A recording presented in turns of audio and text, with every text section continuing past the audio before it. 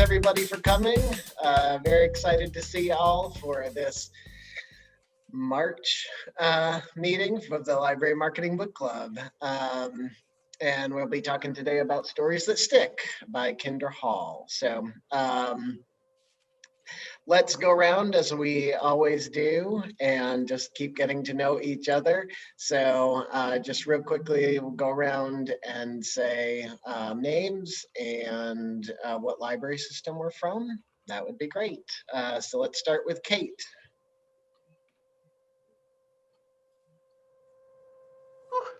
I guess I wasn't quite ready for that. My name is Kate Lewis, and I am the Marketing and Communications Manager at Hutchinson Public Library in Hutchinson, Kansas. Okay, good to see you, Kate. Donna. I am Donna Forbes. I am the Marketing and Events Coordinator for Illinois Prairie District Public Library in Woodford County, Illinois. Okay, Rachel Karras. Hi, I'm Rachel Karras. I am the Events and External Relations Assistant for the Leatherby Libraries at Chapman University in Orange County, California. Okay, cool. Danielle. Hi, I'm Danielle Dankenbring. I'm the Marketing Specialist for Manatee County Libraries in Bradenton, Florida. Good to see you, Danielle. Hannah. Hi, I'm Hannah Rail. I'm the Communications and Marketing Manager at the UC Santa Barbara Library. Cool, good to see you. Maria.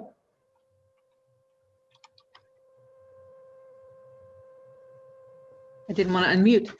Maria Berkeley, I'm at the Andover Public Library in Andover, Ohio. I'm the Community Relations Coordinator. Good to see you. Michelle. Hey, I'm Michelle Anderson. I'm from Atlantic, Iowa, and I'm the library director and therefore also the marketing and communications department of my library.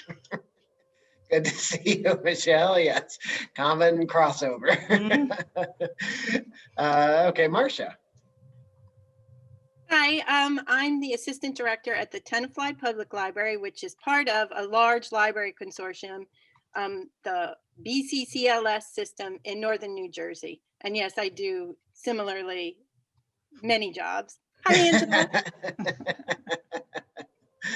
Angela Hirsch. I'm Angela Hirsch, and I'm the Senior Engagement Consultant for Novelist, and I run a little blog called superlibrarymarketing.com. Hi, Marcia. I did a panel for BCCLS like 3 weeks ago. So Awesome. Yes. Cool. Hey, Angela. Heidi. I'm Heidi Alwinga. I am the Marketing Coordinator at the Sioux Center Public Library in Iowa. Iowa, well represented here, which is great. And I have Camrose Library. Oh, you're muted now. Sorry. There we go. There we go. I am from Camrose, Alberta, Canada. I'm the adult programmer and the marketing person in our library. And your name, sorry? Shannon. Shannon. Hey, Shannon. And Brianna?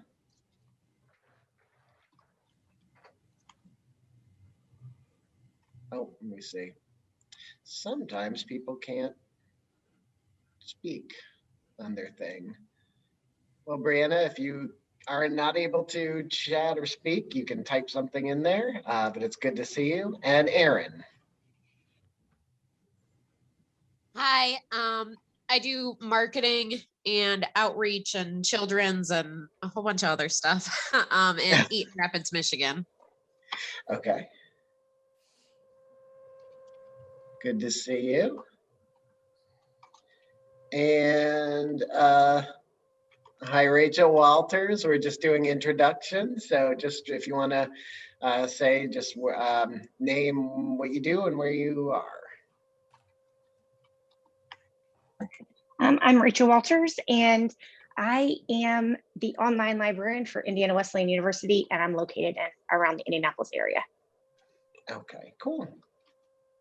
Good to see you. All right, so thanks everybody for coming. Very good. And so this week or this month, we're talking about Stories That Stick by Kinder Hall.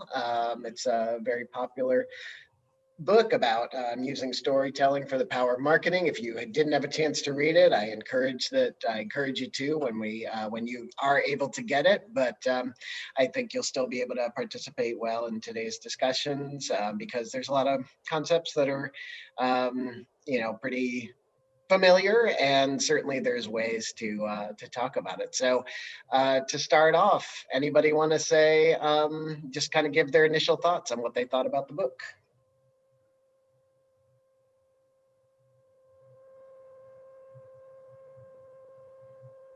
I listened to the audio version, which made it even more interesting for me. I really enjoyed her different examples that she used. It was a good listen. How's that? I really liked her storytelling through that. So yeah, I did learn a few new things. So it was a good book. Yeah, that's good, Maria. I listened also. I'm a big fan of listening to the books, and yeah, I thought it's always really neat when somebody reads their own book to kind of see how they tell the stories and how they do things. Now, I didn't read it also in print, so I'm not sure. Sometimes there's a nice little divergence, extra things you get in the other. So I don't know if anybody had that experience, but yeah, and yeah, pretty cool. Anybody else want to share just kind of who else can share just their initial thoughts about this book?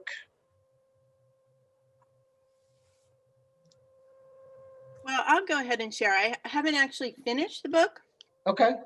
And I know I'm reading a book about storytelling, and the purpose is to learn how to do this. And I have to tell you, I can't believe how many of the stories that she told actually brought tears to my eyes, right? Like, to me, it was just like, well, that is what makes it powerful. Like, I'm not being manipulated per se, but I know this is a book telling me how to do this, but yet those stories resonate still. I mean, even the one where we watched the video of the extra gum, I mean, Yeah. how cute is that? I know. It's very powerful. Yeah. Sure.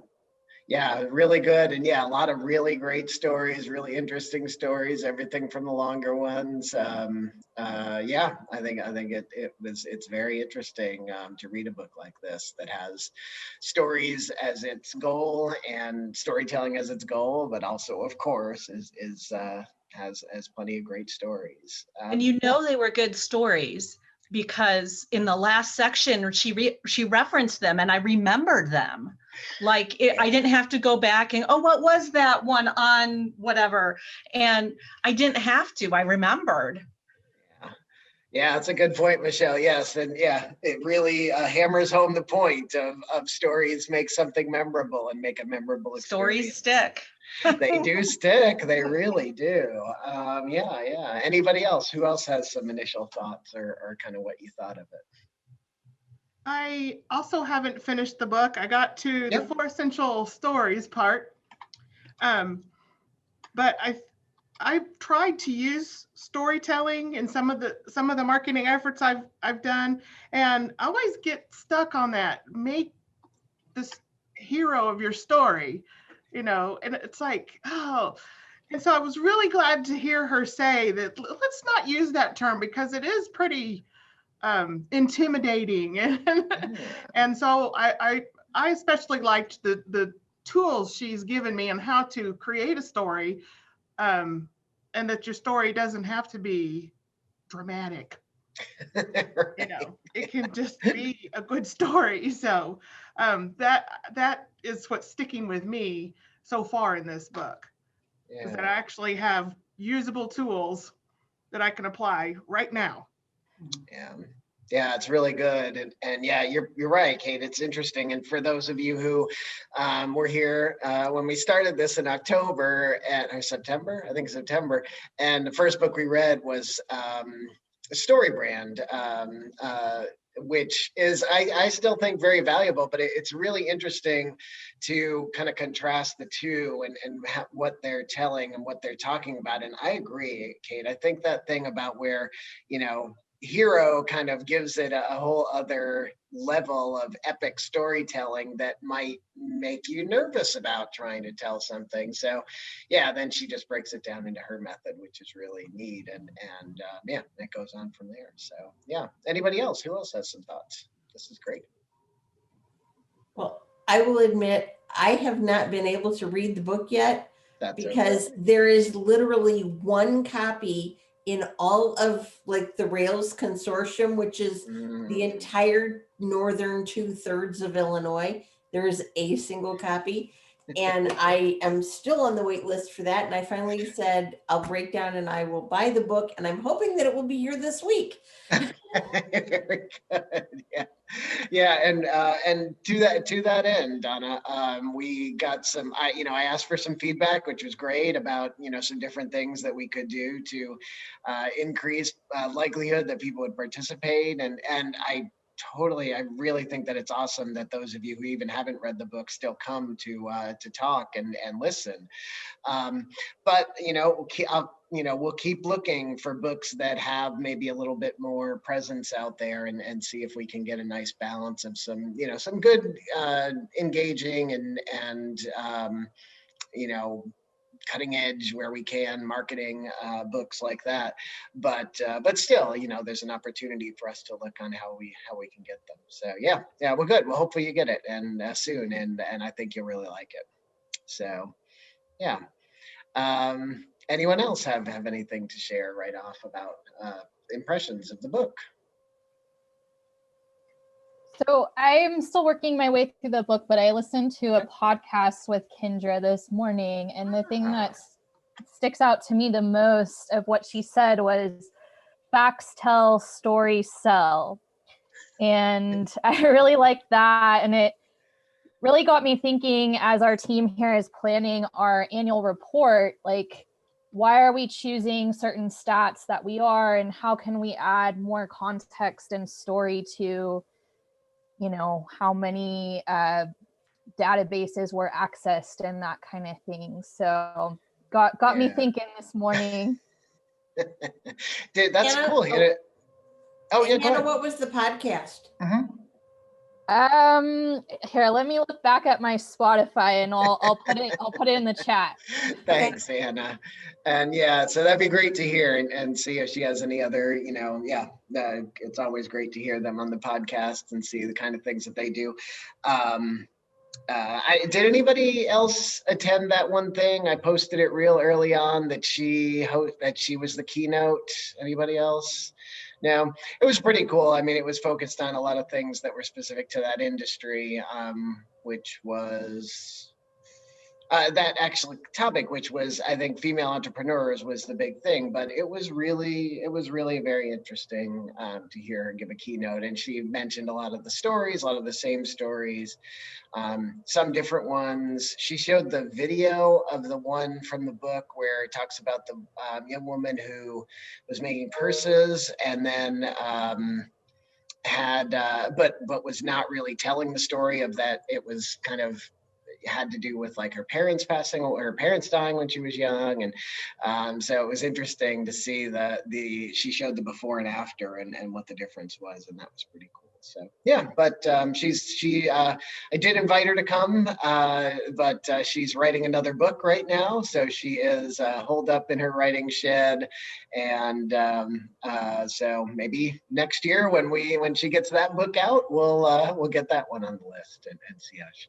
But that's where they sent the discussion guide for us. So I did put up a couple discussion questions. That was something else that we all had talked about, might be useful. So let's give a shot and let's go through and see if we get anything from these. So the first one that was on there was, it was all around kind of the introduction. So this was the story in Slovenia about the 8 and Bob cologne. So she says, when we hear an intriguing story, a shift happens. A shift that turns the casual browser into a paying customer. Describe the last time you felt that shift when shopping or considering saying yes to a product or service. Did anybody have any examples of when, or can anybody think of any examples now when you've been on the fence or thinking about buying something and something that that shifted you from being a browser to being a buyer? It doesn't have to be an obvious story, but likely it may. I have a story. Hey, Angela. That question got me right away. I'm in the midst of wedding planning. Well, actually, I've been in the midst of wedding planning since 2019. But we were looking for a DJ, and I was a little bit on the fence even about having a DJ in general. And I was talking to one of the people, and he was probably about 3 times the cost of everyone else. And I went into the meeting sort of like, nah, I don't think so. But he got me with his story. He talked about how he's not just a DJ, but he is like the overall, like he's creating a mood. And he's like, imagine that you're having your first dance or you're cutting the cake. He's like, I want to have people in the palm of my hand. So I'm not like, hey, pay attention, but I'm like creating a whole story and I get to know you. And he's like, you don't want people like on their phones looking on Facebook when you're having your big moment. He's like, I want them to be engaged in your story and to know who you are as a couple. And I was like, that sounds amazing. Sold. So he got me with his story. Yeah. Wow. That is so cool. Yeah, what a great narrative he built around just kind of picking out those characters in the story and what they're doing. And you can totally feel it. Yeah, the difference between somebody, a wedding where people are. Yeah, a whole picture of the reception. And I was like, that's exactly what I want. I know it. So, that's awesome. He was very, very good salesperson. Right. Yeah. And interesting, maybe doesn't even think of it that way as a story, just kind of tells you that. So yeah, pretty interesting. That's really cool, Angela. What a great example of making that shift because of the how somebody put something up. So yeah, that's awesome. Anybody have any comments about that, or any similar experiences, or other experiences that you can share about browsing to buying? I have one. Yeah. We have now he's a 4-month-old golden retriever that we want to take to training. And I was really not sure. There's a local person and her methods aren't exactly what everybody wants. I mean, she does, but I'm sitting there going, okay, I don't know about the pinch collar and I don't know about an e-collar. I don't know about this stuff. It's my dog. I love my dog. I don't want this, that, but I want my dog to be safe and I want to be sure I can take him outside. So she starts telling me the story about how her and her husband always had German Shepherds, big dogs. And she really wanted a Cocker Spaniel. And her husband gave her all this grief about it's a yippy yappy dog and it's going to be horrible. And she was bound and determined that she would make this dog a perfect dog. So she went to a trainer and learned their method of training the dog. And now she has her own business. And she said, this is what I did. And my husband loves this dog now. And she brought the Cocker Spaniel out and showed me everything the Cocker Spaniel could do. And it was the perfect dog. And she brought a German Shepherd, and then and she completely sold me. And I went from, okay, I want my dog to be able to be safe in my yard and not worry about other things. And when we go places, have this nice dog. And she convinced me by her story. Yeah. That's really cool. That's so awesome. Yeah, because that's a big thing is you don't know about, training is a tough thing for dogs. We've had several, we always have 2 or 3 dogs. And yeah, it's a difficult thing to think like, what are their methods and how are they doing that? And what, and what's the outcome and what to expect. And yeah, I feel it the same way when you get somebody who really can tell you and show you how they do it and how you need it. That's great. I mean, that's really nice. That's awesome. Hope that goes. Yeah, that's really cool. So yeah, anybody else have any stories about when you were browsing or thinking about something and when it flipped over to, well, okay, now I'm going to buy this? I don't have a story of that nature, but I have a video that I wanted to share with everyone. Sure. And I'm going to put it in the chat, and you should watch it immediately after this meeting, because first of all, it's like 7 minutes long, but this is the greatest story I've ever heard in a presentation. I was at a conference, and this guy whose name is Andrew Davis, he's a fascinating person anyway. He was I think he was a writer or producer for the Muppets, and then he worked for Charles Kuralt for a while, and now he runs his own consulting firm. And he was talking about, the point he was trying to make in the presentation was how people search for things online and what that means for marketers. But it is this whole story about, he was trying to use an example. So he was going to search for a meatloaf recipe, but he ends up like doing this deep dive into the singer Meatloaf, and then like somehow gets to meatloaf recipes and then pans that you can cook meatloaf in. And it's this whole thing. And I just think it's really a great example of how to use a story to tell a point, especially when you're trying to explain a concept that's a little obtuse, like SEO and search engine. So it's just fun to watch. So if you're having lunch soon, watch Andrew do this meatloaf story. I'm going to put the link in the chat. That's so cool, Angela. Thanks. Yeah, that is so great to see somebody who knows how to do that, who has that experience to tell it well. So yeah, we'll make sure to save this chat and get this out to everybody so they can see it. But yeah, it's awesome. It's very interesting, and it's that's something that we struggle with, and I'm sure I would guess that all of you struggle with, is thinking about how people are searching for you on the internet. We go through a lot of people making the assumption that if we just put it all on our front page that people will find it, and that's not really how people do it. So it's interesting to see. Look forward to seeing that. Very cool. Very good. So the next discussion question we had, unless somebody has another story they didn't share, I'll roll down to it. We have kind of a work in progress right now. And I just this, in the past 2 weeks, have been sending out all of our SRP letters. And one of the things that we stated in our SRP letter was that last year we didn't send out any SRP letters.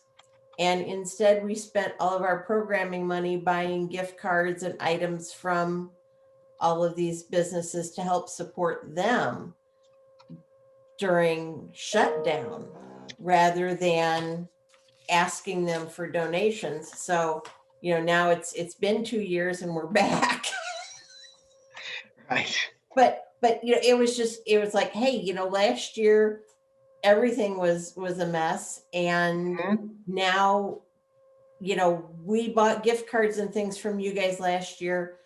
Can you make a donation? And already I'm getting all kinds of stuff just rolling in the door. People, I ask for 3 of these and they're like, well, can I give you 12? So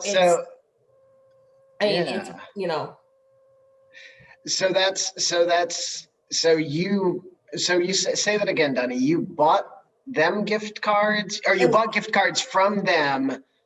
Last year, instead of asking for donations for prizes or I think we did have 2 of our local organizations that always donate. They contacted us and said, hey, do you want these, do you want ice cream coupons this year? Do you want pizza coupons this year? And those people, we said, absolutely, yes, we will take them. But for the rest of our prizes and everything last year, we gave away $1 and $5 gift cards to local businesses. And that was what we used for prizes all last year. And then we had like a drawing for big grand prize basket, you know, for each of our age groups. And so then this year in the letter, we said, you know, last year was really hard for everybody. And instead of asking for donations, we bought gift cards, and we supported you guys by trying to support your business and encourage our people to come to your businesses.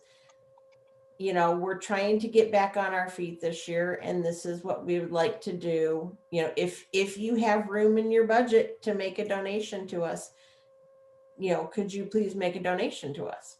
Nice. Very good. That's a great turnaround. Yeah, that's a great way to build that and expand that. That's really cool. Yeah, I'm sure they appreciated the business from when everything was real tight. Yeah. Yeah, it just yesterday I got 250 kids meals from Chick-fil-A. Hey, very nice. That's great. That's awesome. Yeah, it's not always easy to get those donations. So that's really good. Cool. Wish I could travel to your area. Donna, I hope you're telling the media this, because this is that would be a great way to pitch the summer reading comeback story for this year. And get some good publicity for the businesses and for your library. I love this story. Well, and that is on my agenda right now. Our big push is we just got the first ever short story cube in the country. So what is happening at your library? It's like the center of the universe right now. In 2016, a French publisher called Short Edition introduced the short story dispenser, and it's a standalone kiosk. All you need is electricity. It's got 3G built into it, so it can. And they installed them all over Europe in like train stations and airports and places where people would have to wait for things. And Francis Ford Coppola saw one at Charles de Gaulle Airport and immediately bought one for his restaurant out in Napa, and then started installing them, buying them and installing them wherever he could. And there's about 300 in the United States today. In November, they introduced a version of the thing, and it's about, you know, it's about 2 feet square cube, and it can sit on top of a desk, and it's portable, and so they introduced this thing in November, and my boss bought one, and it turns out we are the first in the country to get it. Wow. And it was just featured in the Washington Post book email newsletter that came out on Friday. And you know, the Washington Post thinks it's a big deal, but my local newspaper won't talk to me.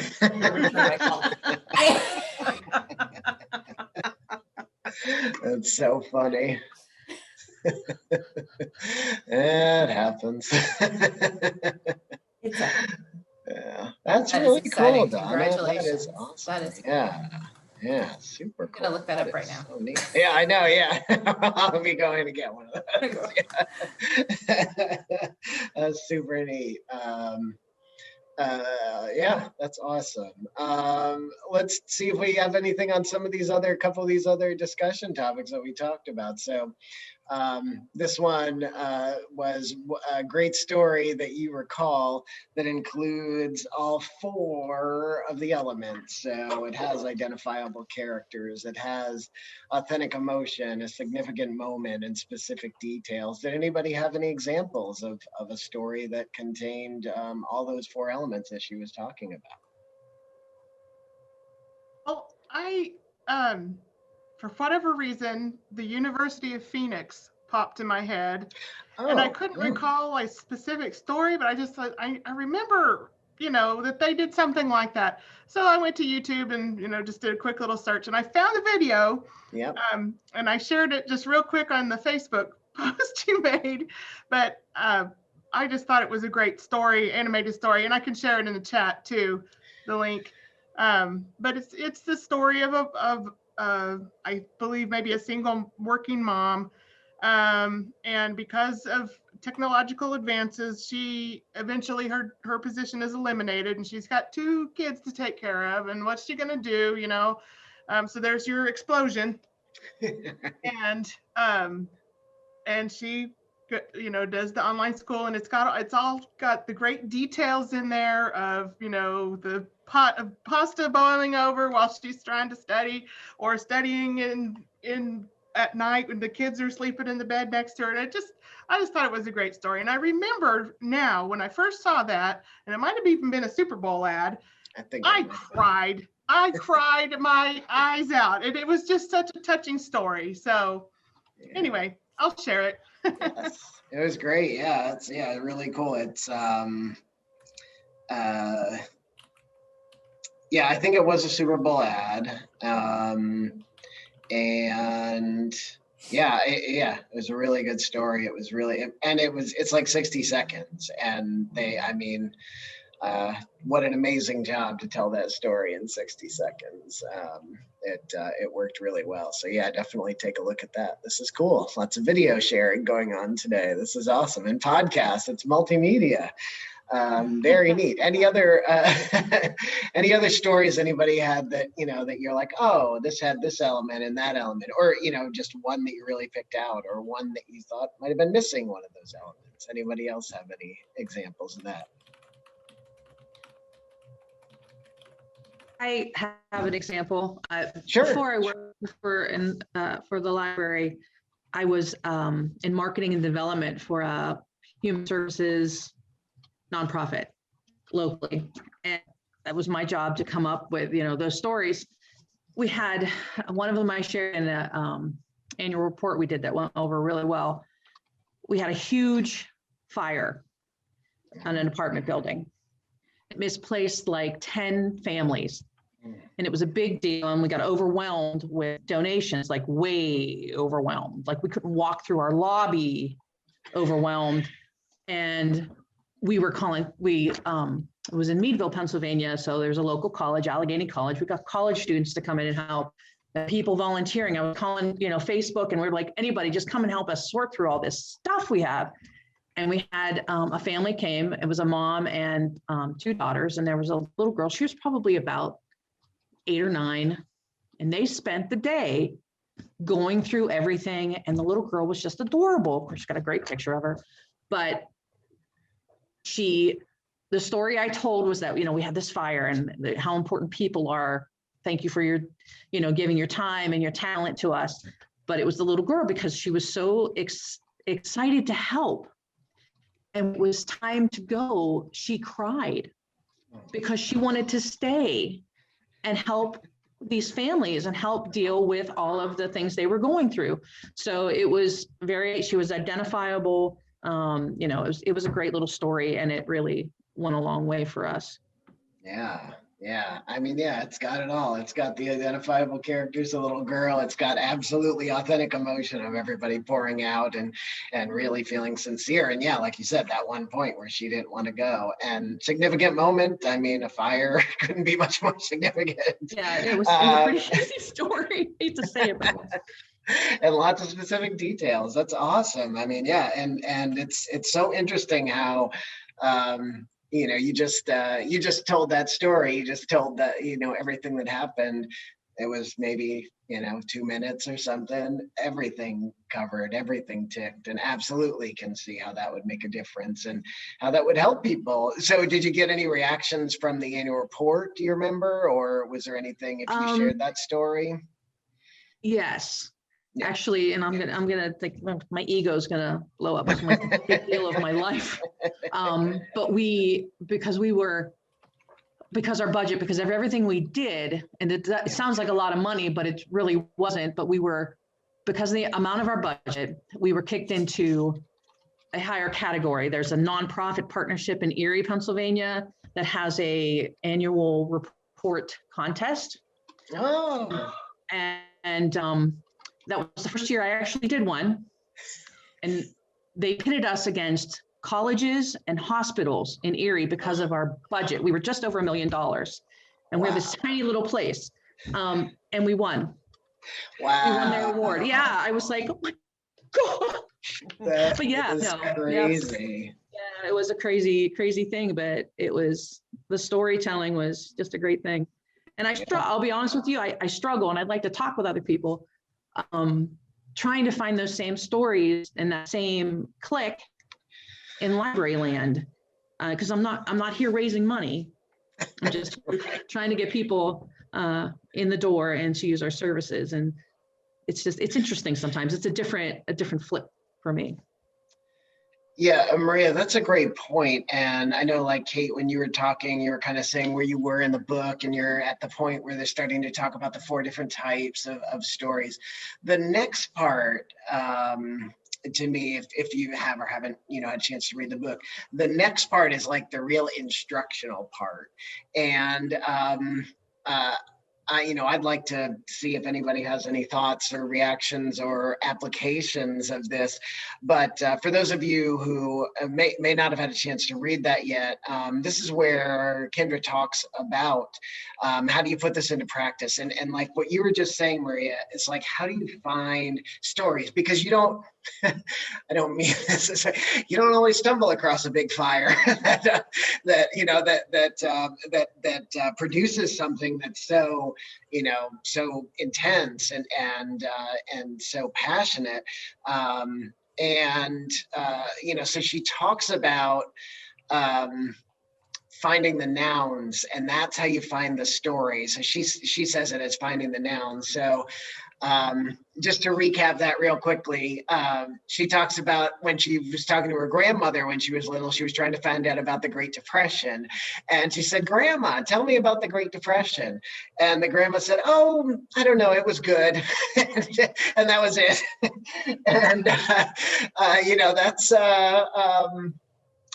that's not what she was expecting. So then she talked about asking better questions. And when she talks about talking with her grandfather when he was 93 years old about his time in World War II, instead of just asking him, "Grandpa, tell me about World War II," she said, "Where were you stationed in World War II?" And he said, "Perth, Australia."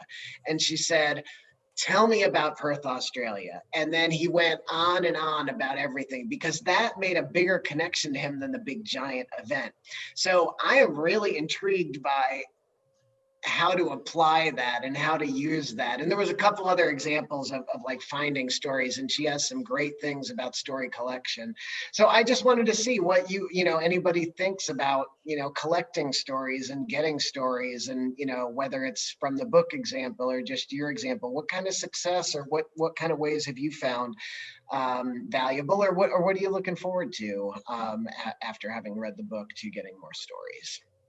So I do have a thought to share about this. I was able to attend a Ripple regional intensive a couple years ago, and I picked this up there. So it's not original to me, but I ask my staff at every board meeting if anybody has a wincident. So instead of just reporting bad things, those incident reports, when they have something that's a win, I have a little chart and I say, jot it down and share it at our next meeting. And so we don't always get any wincidents. I mean, we're a staff of 7 and we serve a population of, 7,000. Mm-hmm. So, but it was really helpful. So we were able to do an extra staff training day. And as part of that training day, I pulled out all of our staff wincidents from the past year. And I just handed them out and I said, read them. And so we just read them out loud to each other. And it was just it was last over the holidays between Christmas and New Year's. And the board let us close so that we could start inventory. But for an hour, we just shared the stories of the wins from the past year. And now my challenge is to take those stories and craft them into a story that sticks. Yeah.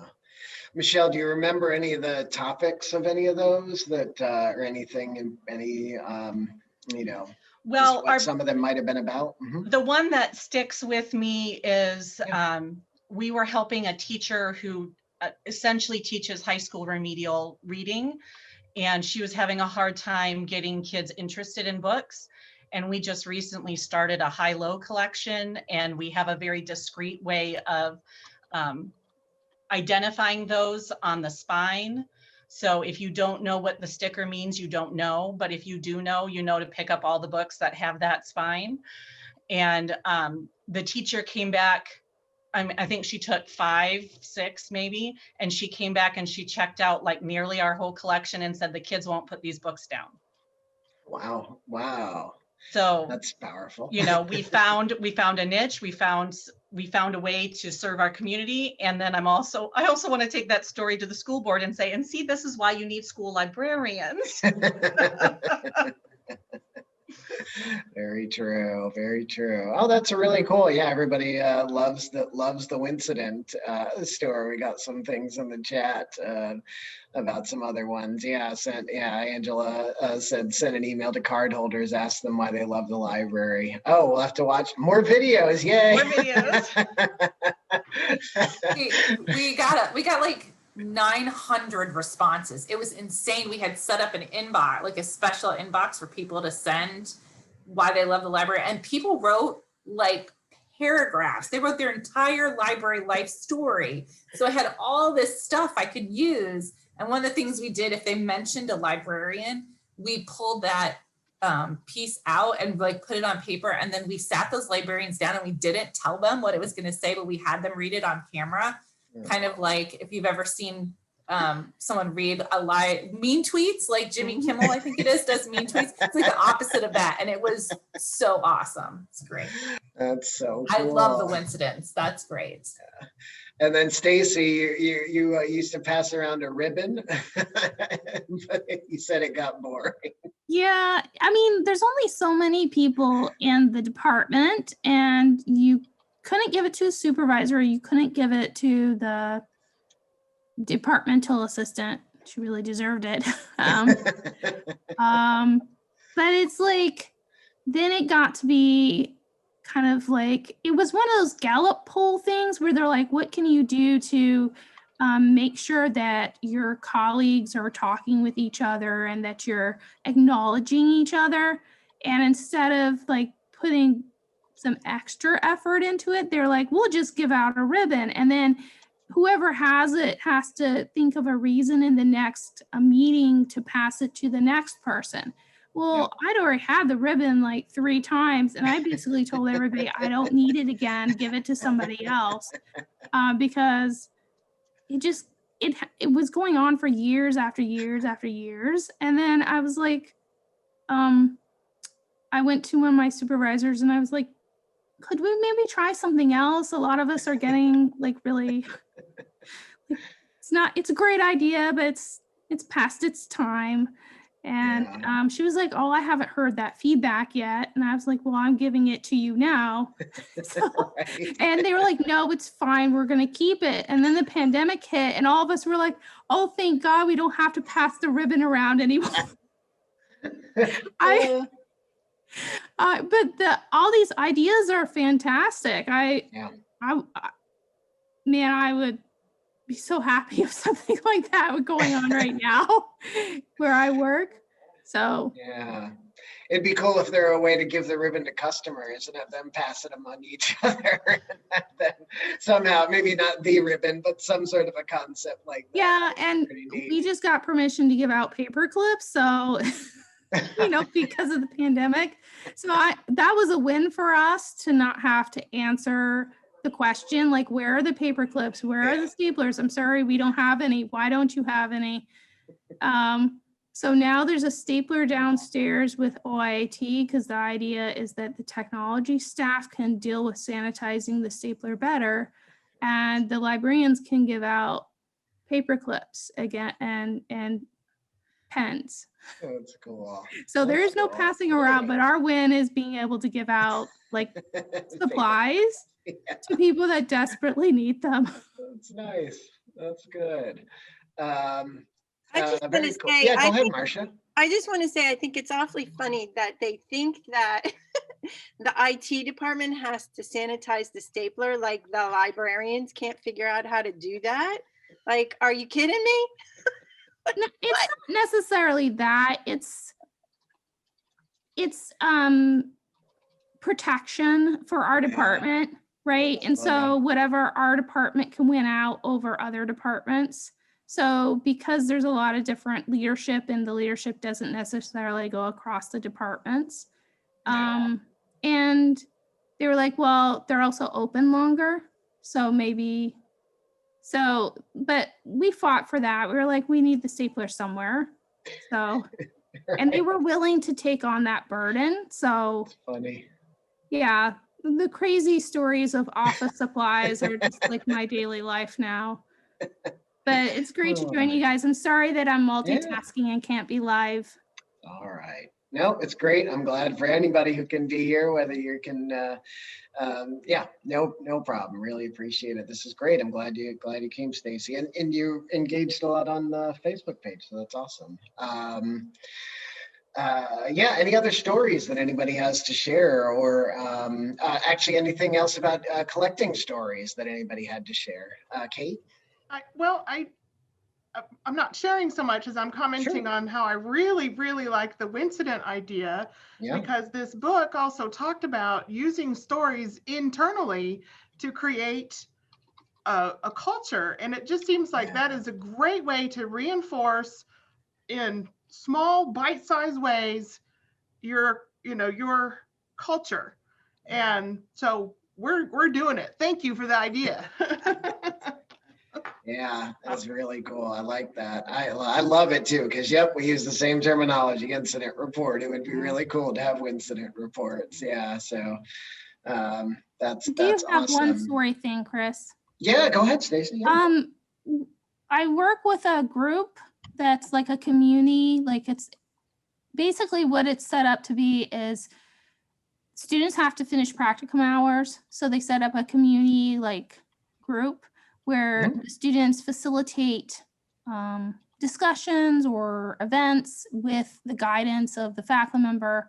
Then I work with that faculty member and I give the students guidance as well. Now they're virtual now, but when they were in person, it worked a little bit different. But one of those events is called Story Cafe. So the idea is that the attendees, whether it's adults or kids, are given a theme and they're invited to share stories, and then they produce an artifact of the student's choosing, and the student gets the experience of guiding them through the creation of that artifact that serves as their memory of the story that they shared with that group.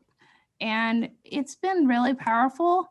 The other group that kind of does the same thing is I Love My Family series. So the idea is to build conflict resolution skills into families. So we get kids and parents to come in, and we do it virtually or live when there's not a pandemic.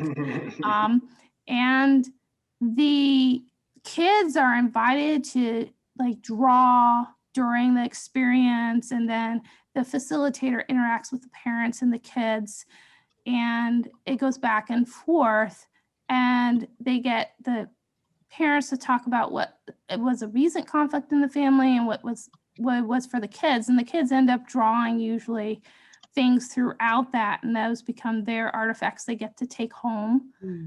So those have been really amazing experiences for me to be able to work with our community and our academic departments crossing over, because I like to see that those connections happen. So those stories have been amazing. I get to hear from all sorts of people in those events. That's great. Stacy, are there any artifacts from either of those that you particularly remember, or that stood out that you can think of?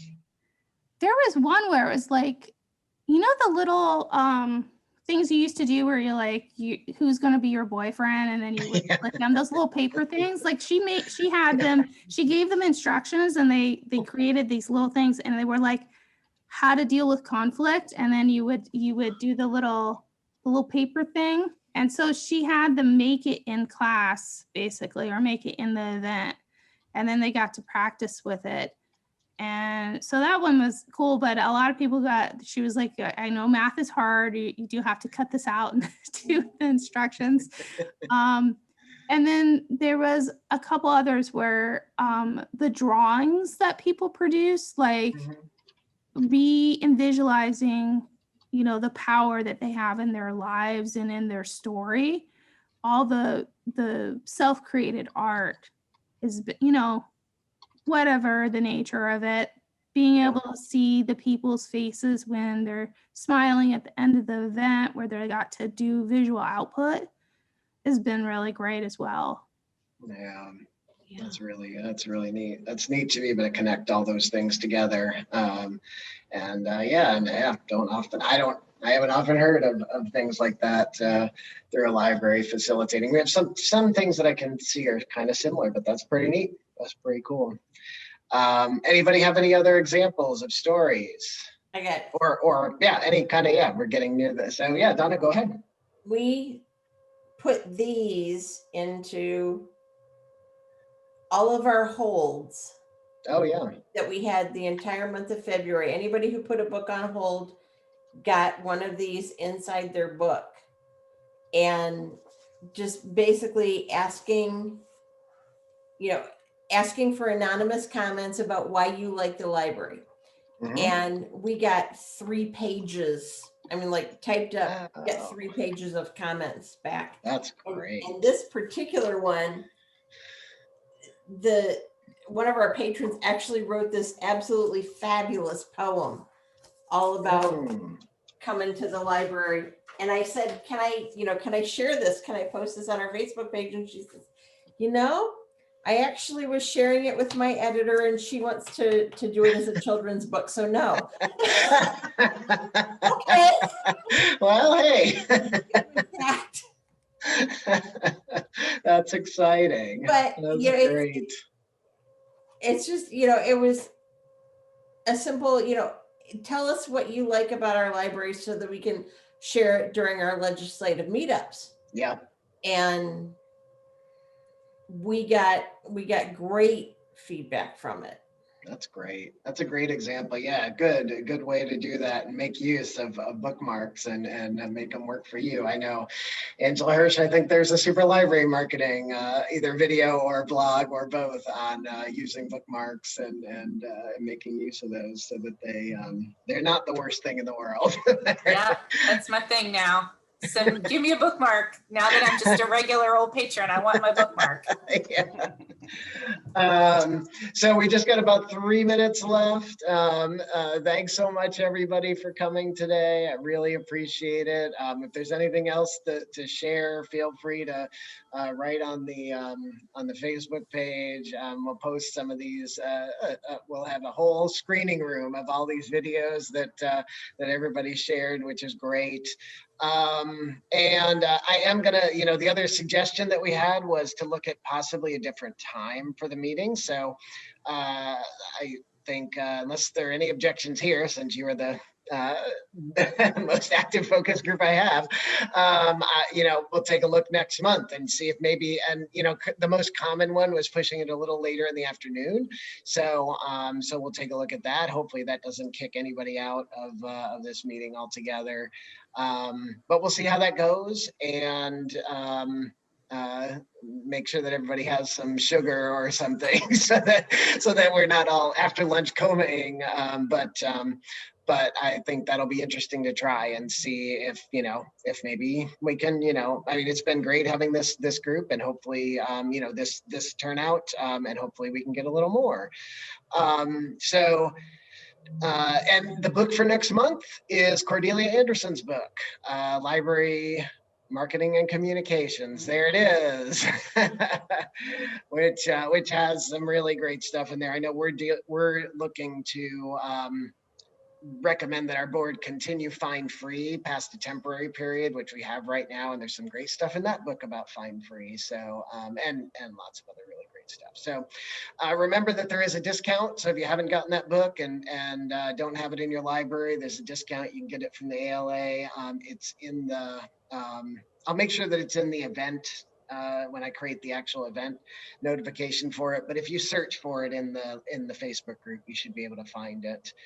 I think it's LMBC 2021 or something like that. But yeah, media mail. Ah, very nice, Angela. So yeah, if you can get that book, that would be great. It's definitely one that I think is going to be a great discussion because it's so specific to what we do. So last thing we do is those of you that stayed till the end get a chance to get a copy of the book, or if you already have the book, we can figure out to get you a copy of the next one. So Kate, since you won last time, did you win last time, Kate? Was that you? No, who won last time? Are they still here? They're not here. Well, Kate, since you're here. Well, maybe what you're remembering is I picked the number. Oh, you picked the number. Oh, you picked the number, but you didn't win. Oh, well, so the winner's not here. Well, Kate, if you want to pick the number, you're going to pick the number again. So we have 11 folks here. So and we'll go the order that I have in my screen. So let's do 3. You can, I was gonna say you could take me out because I have a copy already. You have a copy? Okay, yeah. Okay.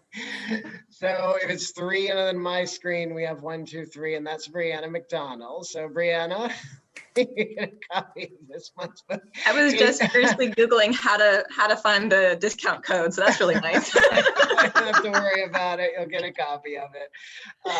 Well, thank you. Yeah, so thanks for staying to the end, everybody. Kate, good picking. Maybe one of these weeks you'll pick yourself.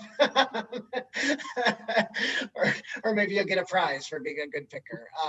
But thank you everybody so much and hope you had a great time. Have a great day and look forward to talking to y'all next month. Good meeting everyone. Bye.